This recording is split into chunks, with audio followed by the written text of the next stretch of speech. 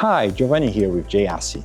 I'm a product development engineer, and today I'll show you how to install the Apollo crop kits inside your VSAT 2 meters.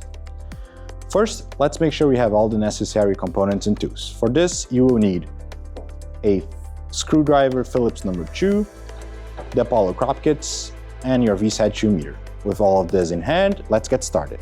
Apollo crop kits are an all-in-one solution, which means the disc, singulators, and ejector wheel come pre-assembled into a single package.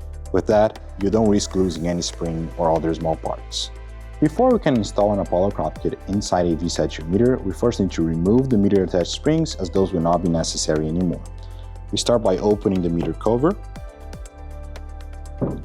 and then we use the Phillips number 2 screwdriver to remove the 2 Phillips screws that hold the primary spring in place.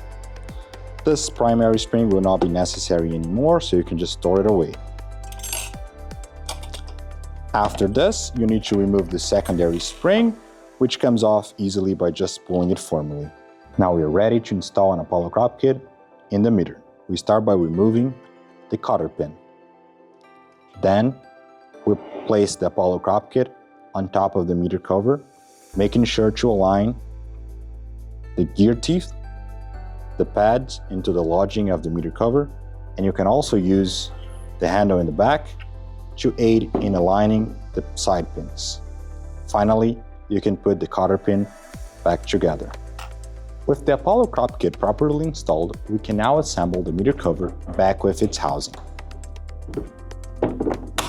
Don't forget to adjust the baffle position depending on your next crop.